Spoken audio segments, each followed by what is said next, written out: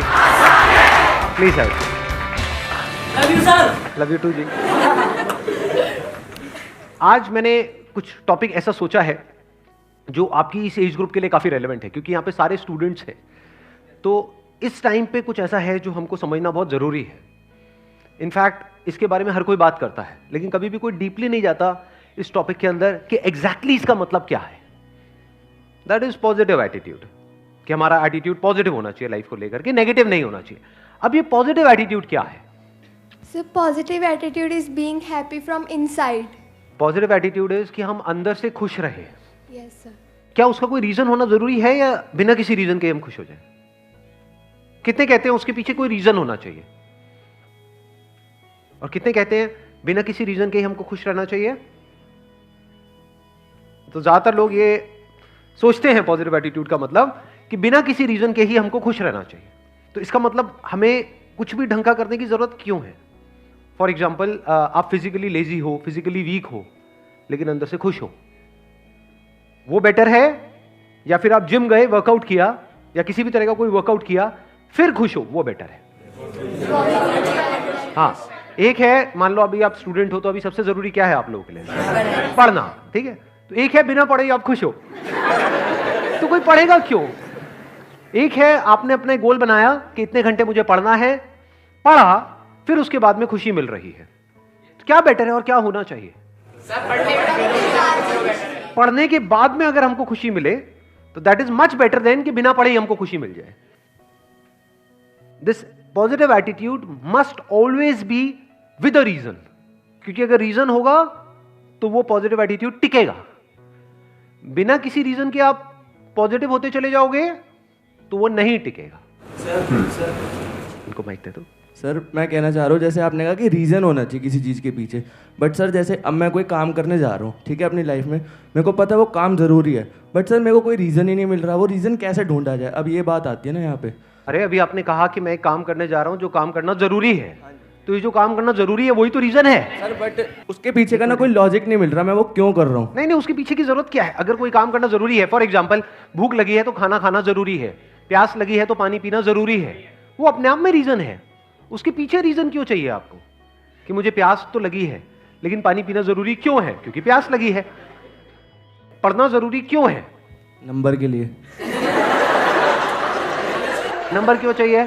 Sir college में admission मिले। College में एडमिशन क्यों चाहिए? जॉब चाहिए। जॉब क्यों करनी है?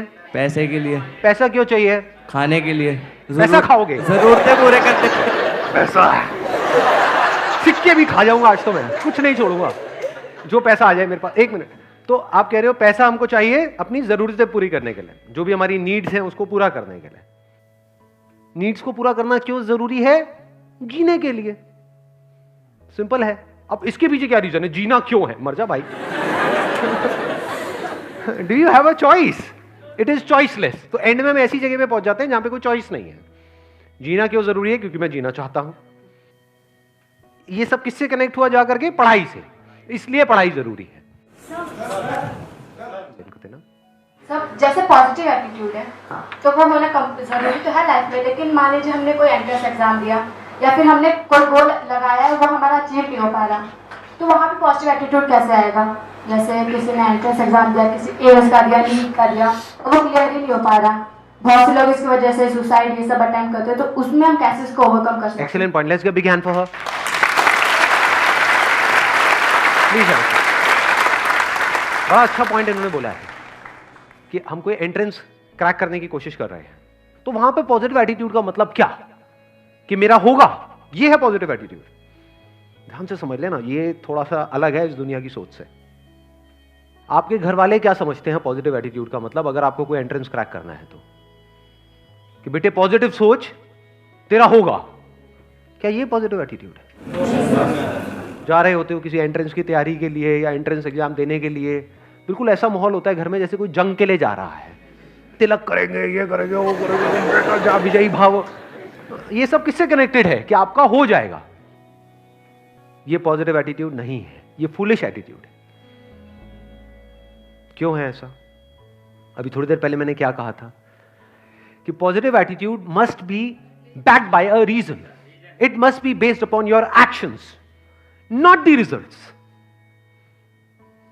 अगर रिजल्ट्स के बेस पे आपका एटीट्यूड पॉजिटिव है तो उसको पॉजिटिव एटीट्यूड नहीं कहेंगे, उसको बेवकूफी कहेंगे। इसी वजह से लोग सुसाइड कर लेते हैं, इसी वजह से लाखों बच्चे डिप्रेशन में चले जाते हैं। कभी डीपली तो समझा ही नहीं पॉजिटिव एटीट्यूड का मतलब क्या, ना आपने ना आपके घर वालों ने। तो उन्होंने क्या आपके माइंड में डाल दिया, बेटा तेरा होगा, बेटा तेरा, शुभ शुभ बोल। जरा सा मुंह से भी निकल जाए ना कि मेरा नहीं हुआ तो अरे नहीं बेटा तू क्यों नेगेटिव सोचता है, तू तो बहुत ही नेगेटिव है। नहीं, ऐसे ऐसे डायलॉग सुनने को नहीं मिलते हैं। शुभ शुभ बोल, होगा ना, होगा ना, होगा ना, माता रानी हमारे साथ है, ये भगवान हमारे साथ है, वो सारे भगवान सारे देवी देवता आपके साथ है, आप ही के साथ है, बाकी किसी के साथ नहीं है ना। सोचने वाली बात है। वैसे जो भगवान है वो आपके साथ है या बाकी भी जो दे रहे हैं उनके साथ है? क्योंकि अगर उनके साथ है तो आपका नहीं होगा, कुछ का ही होगा ना। तो किसके साथ है? सबके साथ है, तो सबका क्यों नहीं हो रहा? पहले इस एटीट्यूड में फ्लॉ देख लेते हैं कि इस एटीट्यूड में फ्लॉ क्या है, जिसको मैं कह रहा हूं ये पॉजिटिव नहीं है, फूलिश एटीट्यूड है। आपने रिजल्ट के बेस पे अपने एटीट्यूड को डिफाइन कर दिया। अगर बार बार अपने आप को बोलते रहोगे मेरा होगा, मेरा होगा, मेरा पक्का होगा, मेरा पक्का होगा, तो कुछ दिन तक अगर ये बोलते रहे ना, जैसे कुछ भी बकवास अगर आप बोलते रहोगे तो आपका माइंड उसको सच मान लेगा। तो आपको लगने लग जाएगा कि मेरा तो पक्का होगा। और अगर इसके बाद भी आपका नहीं हुआ तो क्या होगा? बहुत मजा आएगा या झटका लगेगा कि ये क्या हो गया? जितना स्ट्रांगली आपने मान रखा होगा कि मेरा होगा, जितना स्ट्रांगली, उतना ही बड़ा झटका लगेगा। सही बात है या नहीं है? मतलब स्ट्रांगली मानने का मतलब क्या है? जितनी बड़ी एक्सपेक्टेशन उतना ही बड़ा झटका, जब वो एक्सपेक्टेशन पूरी नहीं होती, उतना ही बड़े लेवल पे आपका दिल टूटेगा, उतना ही आपको बुरा लगेगा।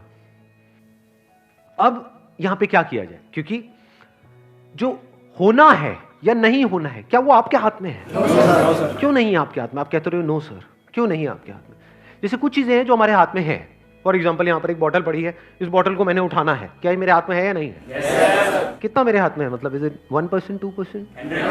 100%। गया, बॉटल को उठाया, काम खत्म हुआ। मैं कह रहा हूं एंट्रेंस में होना ना होना आपके हाथ में नहीं है। क्यों नहीं है? सीट लिमिटेड है, क्योंकि आप अकेले नहीं हो ना। सोचो इसी बॉटल को उठाने के पीछे कंपटीशन होता। यहां पर अभी मैंने अकेले ने उठाया, लेकिन मैं आपके बीच में कंपटीशन करा दूं। जो भी आकर के सबसे पहले इस बॉटल को उठाएगा और अगले 5 मिनट बाद भी जिसके हाथ में बॉटल होगी उसको 1 लाख रुपए मिलेगा। बोतल तो बचेगी, आप नहीं बचोगे। बिल्कुल इसी तरह से होता है जब हम कंपटीशन में अपना जो एटीट्यूड है या अपनी जो पॉजिटिविटी है वो डिफाइन कर देते हैं according to the result. Positive attitude must be based upon your actions. Actions में क्या क्या आ गया? जो भी एक्शंस आपने पास्ट में लिए हैं या अभी प्रेजेंट में ले रहे हो या फ्यूचर में लेने वाले हो। It must not be based upon results. क्यों it must not be based upon results?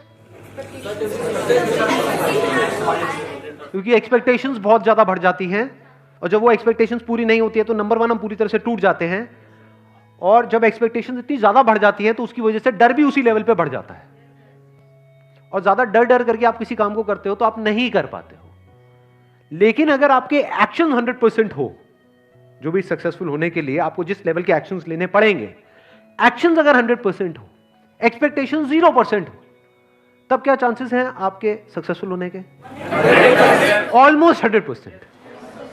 इसलिए मैं कह रहा हूं कि attitude and positivity and this positive thinking, positive attitude must be based upon your actions.